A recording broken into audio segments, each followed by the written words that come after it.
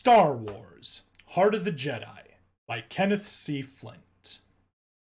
The X-Wing fighter sailed from black space into the bright glow of a new world's atmosphere. This one was Tatooine, Luke Skywalker's first home. A burnished copper sphere of a planet. It was blemished here and there by the swirls of immense windstorms, surrounded by a ruddy aura of high-blown dust. The fighter sliced down through the obscuring atmosphere to come into clear sight of the surface below. It was a desolate vista, largely flat desert landscape marked by occasional ridges of stone-like bony spines, thrusting out through long mummified flesh. The X-Wing soared across it for some time, staying low over the ground. Then it banked sharply, swinging around and slowing to a cruising speed. Luke lifted his visor and craned his head to look out the canopy and down. Below him was a seeming habitation. Several circular forms, their structure and symmetry bearing evidence of artificial construction, huddled together not far from a flat ridge, where lines of spire-like moisture vaporators showed. "That's it," Luke said. "That's our moisture farm. Let's take her in, R2. He brought the ship around and they passed over again. Very low, buzzing the place. It was clear from this height that many of the vaporator devices meant to collect the farm's water crop were damaged or half buried in dust, losing their struggle with the harsh environment for want of care. There were no signs of living beings or functioning machines anywhere. The ship slowed more to glide in over an open area close to the structures. It hovered while its landing gear locked down and then sank gently to rest amidst a brown dust cloud, blown up by the repulsor lift's blast. Before the dust had settled or the engine noise faded away, the canopy was cracked and swung open. Luke was quickly out of the cockpit, pulling off his helmet and tossing it back inside. He climbed back onto the wing to help R2-D2 unplug from its control socket, and then lowered the little droid to the ground. He jumped down after it and stood pivoting slowly as he cast a surveying gaze around him. Wistfulness filled his expression as he looked again on what had been his childhood home. There wasn't much to see. The farm's yard and few buildings were surrounded by rough desert, striped with rock ridges, sparsely dotted with scruffy brush. The open flatness was broken only by the minaret-like spire of more moisture vaporators thrusting up around the horizon at regular intervals. Not far ahead of him, the gray stucco dome of the garage was the building rising highest from the ground, and this was not more than 10 feet. To the left and some yards behind it showed the broader, flatter roof of the much larger underground barn, one side rent open by an explosion whose force had left the hole's edges blackened and curled back. And to the right, some 36 yards away, was the wide, round pit that marked the atrium of the subterranean house. Behind Luke, R2-D2 beeped him questioningly. "Remember it?" Luke replied to the droid. "Of course you do, R2. We met here. It's where it all started. At least for me." He gazed around again. An image of memory came to him of a vast sandcrawler with tiny Jawas, swarming around it, trotting out their wares of scavenged droids. "Oh, we got a typo here. It says, trotting out their wares of scavenged druids. Oh no! The Jawas are selling druids, but that's supposed to be droids." He saw himself and a stern Uncle Owen choosing out a battered 3PO and filthy R2 from the lot. Just more hands for the farm, they had thought then. Yes, that's where it had begun. His gaze fixed on the entrance to the White Dome, where stairs went down through a cave-like portal into the garage below. As he stared, another image was superimposed on this, of two scorched and contorted skeletons sprawling there, still smoking from the energy blasts which had consumed their living flesh, blasts from weapons of the Empire. His face drew taut in anguish at the remembered sight of his murdered uncle and aunt. If the droid's arrival had begun things for him, this more horrible event had set his future course, driving him to join Obi-Wan. Or revenge? He gave his head a shake as if to clear the memory, then glancing around to R2, now out of the fighter's wing. I'm going through the garage to look around, he said. Why don't you wait here? The droid squeaked in acknowledgement. Luke moved away from the ship to the stairway. It was half choked with drifting sands, and he waded down slowly, hesitating before passing through the door. It was quite gloomy beyond, the lighting systems and electronic apparatus without power. Still, enough light filtered down from outside to show that the work area had been brutally vandalized. The apparatus controls and indicators lining the wall had been thoroughly blasted away. Machinery and an angular tractor had been all but blown apart, their scorched pieces scattered about along with the garage tools. Walls and ceiling were blackened by the fire which had burned there, and the air of the room was still thick with the acrid scent of smoke. Luke was dismayed by the sight of this wanton devastation. With more urgency, he moved through the room to another opening on its right side, and into an underground passage lit by slit skylights above. It led to the house proper, coming out into its kitchen, or what had been its kitchen. That too he found to have been savagely vandalized. The underground rooms, like the others, had whitewashed stucco walls. They were now sprayed and streaking with the molding remains of foods and liquids hurled against them.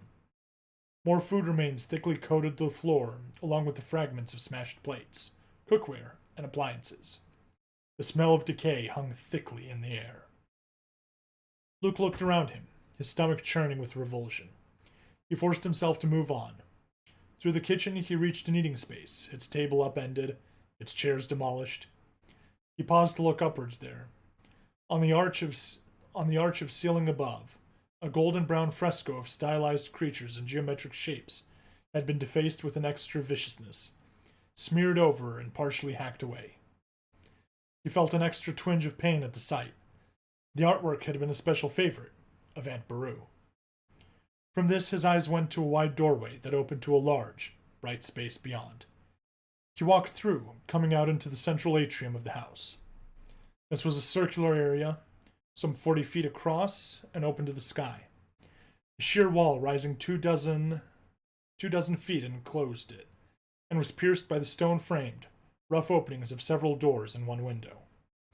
Luke paused again here to look around him, now fully taken by his shock, for this place was also in shambles. After he'd first left Tatooine, the property, along with numerous others southeast of the Judland Wastes, had been seized by the Tag Company, one of the largest megacorporations in the galaxy. After a failed operation on the planet, they abandoned it. When he'd last been here, about around 6 months or so after the now famous Battle of Yavin, Luke had given the homestead to a down-on-his-luck smuggler named Throg. He had lost his own moisture farm years earlier to the Imperial bureaucrat who seized it, by right of eminent domain. Throg eventually sold it to Jula Darklighter, the uncle of his friend Biggs. He stayed on a few seasons as a tenant before he too moved away. Presumably, Jula still owned the property, but it seemed the Lars homestead was destined to be empty of all but ghosts. More wreckage of all kinds was strewn across the open space. A wide streak of black soot ran upward from the opening to what had been a storage room, now gutted by fire. 2 vapor towers in the atrium center had been mutilated, sides dented, pipes and wiring ripped away. The clumsy fat box of an old-fashioned work droid sat upended, one side caved in, thick legs pointing to the sky. Any doors which had closed openings to the underground rooms had all been smashed in. Furniture, decorations, appliances, fixtures, and clothes had been dragged out and destroyed, apparently with great ardor and brutality. This gave Luke pause. That kind of extra vandalism seemed uncharacteristic of the Empire, he thought. It seemed to him that beyond the Imperial troops' systematic sabotage of the farm, someone more vindictive had worked off a good deal of rage here. The end of a curved stick protruded from the torn cushion of a sofa. Luke went to it and pulled it out. He examined it curiously. It had been a longer stick, but broken off, perhaps in the act of destruction. Its curved and bulbous handle was ornately decorated with intricate geometric designs, made of inset-colored bits of enameling. It confirmed his suspicion. "Sand people," he muttered, angrily hurling it away. See, when Luke says sand people, no one complains. But when people in the real world say sand people, people go crazy.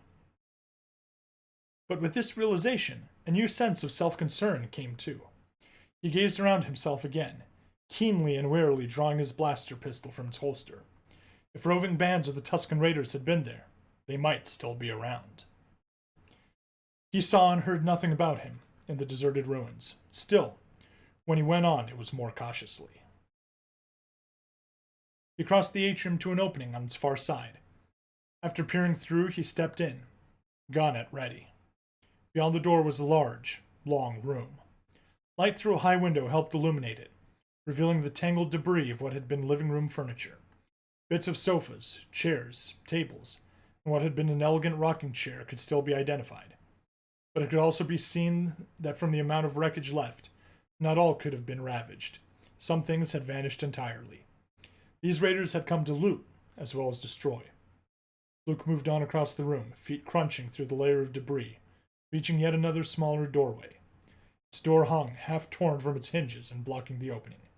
He pushed it aside, hesitated a moment, and passed through. This time the room was much smaller. A cubicle, perhaps 10 feet on a side. His own bedroom. It was windowless and still white-walled, having escaped that much ravaging, but its sparse furniture, bed, dresser, end table, and chair, had suffered the fate of the rest. Chair and table had been torn apart, and the bed ripped open. Dresser drawers had been yanked out, their clothing torn and scattered around. All other items had been systematically salvaged too, leaving only their bits, rags, and shards.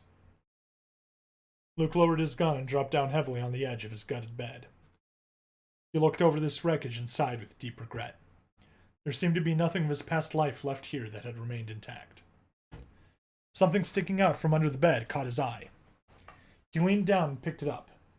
It had been a detailed model of a sleek, tri-winged spaceship.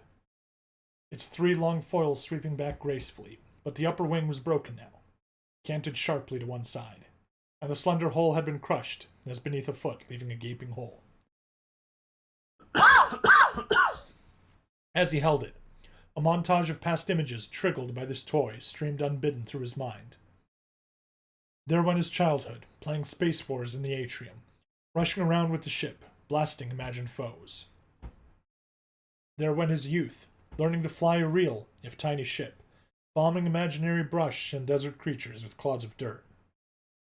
And there too went his long days of dreaming about adventures and glory, soaring through the galaxy while he worked out his grueling real days on the barren, isolated farm.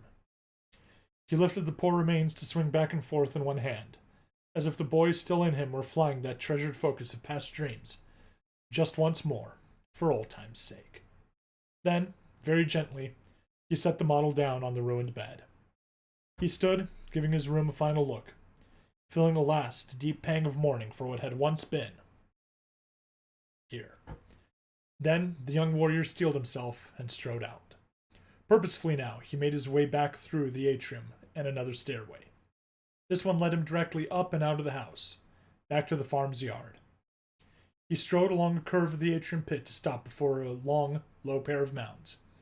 Each was marked by a rough lump of rock placed at its head.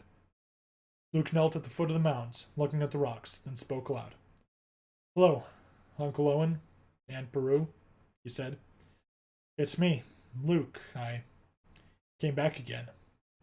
He paused there, looking uncomfortable, obviously searching for words. At last he went on. I'm sorry I had to just bury you like this.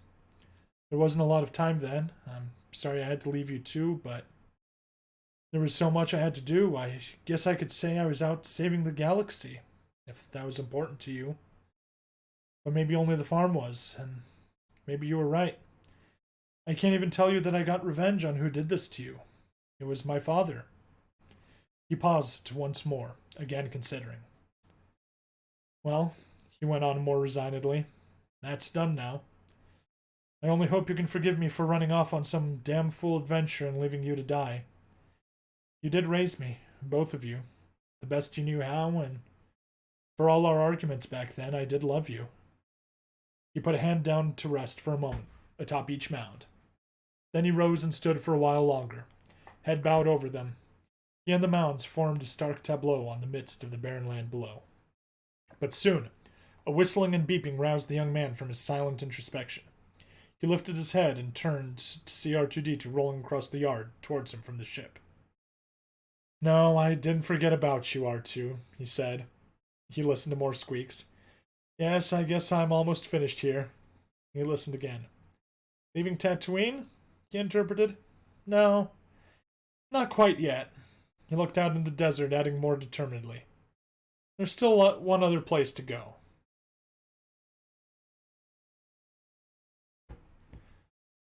Old Ben's place, said Luke sadly. What a mess. He and the little droid stood together by their X-Wing, now parked in a level spot before a lone hut. The dwelling was of style similar to the garage dome, but somewhat larger, and with a wavy roof produced by a series of barrel vaults. Much of its whole shape was obscured by a high mound of sand which had drifted against both it and the ragged outcrop of rock to which it was nestled. Though also half buried by blown sand, a scattering of broken household objects could still be detected before the dwelling. Looks like sand people hit here too, Luke commented, eyeing the debris. He pulled his blaster and gestured to the droid. Come on, R2, but be careful. They could still be around. Giving a frightened little squeal, it followed him across the open area, both of them leaving deep tracks in the sand layers as they approached the hut.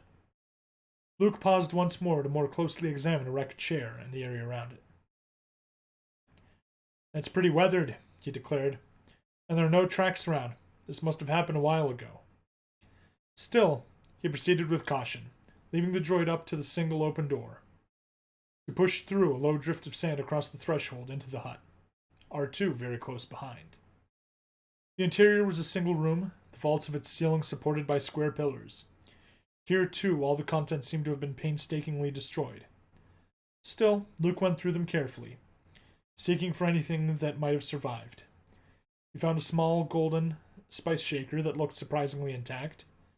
He set it down on the cylindrical pedestal of a one-time stone table, whose round top now lay cracked on the floor beside it. He searched into every alcove and cranny in the room without more success, until his eye fell on a large, metal-bound and studded chest in a corner, its lid closed. His eyes lit with recognition as he went to it. This is where Ben kept my father's lightsaber to give me, he told the droid. He raised the lid with a surge of expectation, as if some other treasure might yet be found inside. He gazed inside. The chest was empty. He dropped the lid back and sat down atop it, looking around dejectedly at the room. Oh, R2, he said with despair. What am I even doing here? What I'd expect to find. There's nothing that's going to bring back the person I was. I lost that long ago too. He looked around him hopelessly again, then lowered his gaze downward, calling out plaintively. Help me, Ben. Tell me what to do. Almost immediately, a shimmering column of light appeared behind him. Luke, I'm here. A voice called within it. A voice from within called back to him. Luke stood and whirled around, staring at the shimmer, resolved into a figure of the white-bearded Obi-Wan Kenobi, surrounded by a scintillating silver halo. Ben! Luke greeted. I'm glad you came. The figure moved towards him, smiling, in its benevolent, easy way. It spoke in a voice that was clear, but much muted, as if blurred by some distance. Yes, I came. The pull of my old presence is still very strong around this place, and I felt the great anguish in your call. So, young Skywalker, why are you troubled? How could I not be? Luke echoed with a touch of irony in his tone. You were here when I was torn from my life after my aunt and uncle were killed, and then I got caught up in conflicts I didn't really understand, handed a power that possessed me but that I couldn't really control. I nearly died a dozen times. I helped destroy thousands of others. Millions, maybe. I discovered a sister I never knew I had. And you're wondering now if you've made the right choice, Obi-Wan asked philosophically. I understand your feelings, but believe me, it was all for the best. Was it? Luke fired back, astonished by the unruffled spirit's seemingly flippant answer. Ben, it's ultimately my fault that my father's dead. What happened to Anakin was of his own making, not yours. And you pulled him from the dark side, Luke. You saved him. I see that, Ben, but what have I become? A killer for the Alliance, just like my father was for the Empire. Of course you aren't, Kenobi reasoned. You're nothing like what Anakin became. He surrendered himself to the mastery of evil. You and Master Yoda taught me that a Jedi's power were defensive only, to be used in the service of good, but what have I done with the Force except destroy? His tone grew more emotionally charged as he continued. The years of suppressed feelings once released, like a torrent of welling from deep inside. Ben, when I started, I felt a nobility, an honor in becoming a Jedi Knight. I was eager to go on your idealistic crusade. The feelings were strong then, but they've slipped away. Now with the wars ending, I feel even more lost. I'm not sure what I am, what I'm meant to do. Yoda said I should pass on what I've learned, but I'm afraid to. He fixed the most searching, most desperate gaze of Kenobi. I feel the power of the dark side drawing near. Obi-Wan had listened to the emotional outpouring with an expression of understanding. He responded smoothly. Luke, don't get caught up in your despair. It only gives the dark side greater leverage. Your confused feelings are only natural in a new Jedi, especially one who has been so haphazardly initiated as you. And I can help you. You can? Said Luke with new hope in his voice. Obi-Wan nodded. All Jedi encounter questions from time to time. All experience pangs of doubt or periods of weakness, and all suffer exhaustion in their constant endeavors to serve the Force. But the true Jedi's spirit can always be renewed. How? Luke asked. You must seek a place known as the Heart of the Jedi. It can be found in the temple on the planet Engorithia.